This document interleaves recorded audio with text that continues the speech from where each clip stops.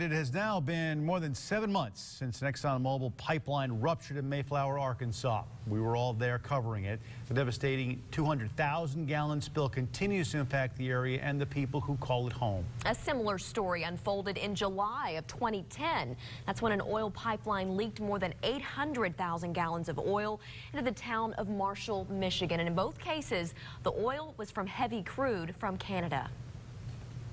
And as residents are wondering here about what the long-term effects of this spill will be, we wanted to send KRK's Drew Petrimo to Michigan to investigate how the spill is affecting life there 3.5 years later.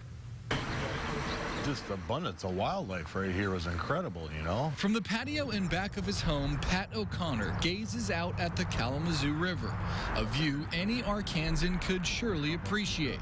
O'Connor says it was once his little slice of Michigan heaven. Trap it, hunt, fish it, and you know, that all came to a close pretty much. O'Connor says the place he'd grown to love changed forever on July 26, 2010.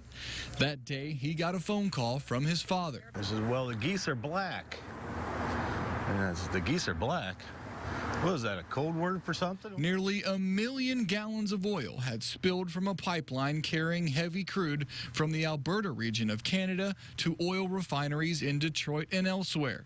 Oil flowed through a small creek into the Kalamazoo River. This is the Kalamazoo River about 30 miles from where the spill happened. At first glance, it appears everything is back to normal. But if you look closer at some of these pools that have collected on the side of the river, you can see that oily sheen across the top of the water.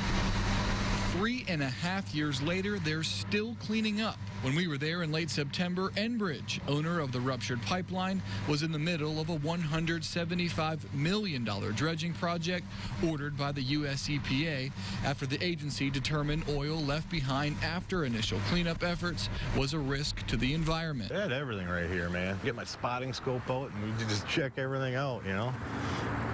Always kept binoculars on hand. Well, we got these big pipes to look at.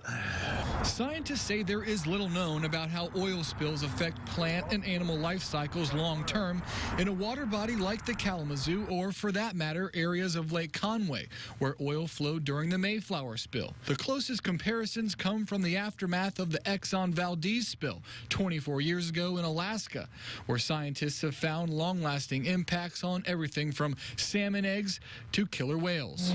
As we toured the Kalamazoo with Enbridge representatives, they pointed out the life that's returned and downplayed the potential for long-term impacts. There's been a tremendous amount of work put into cleanup efforts.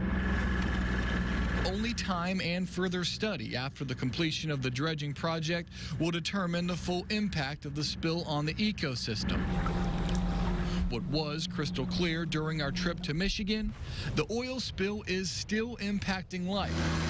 Dredging operations are expected to continue through the end of the year. Rows of for sale signs line the street in affected neighborhoods, and various lawsuits are still playing out in court.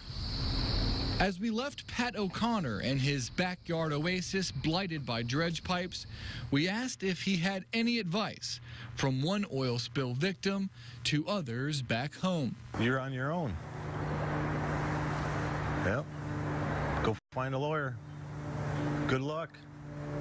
You know?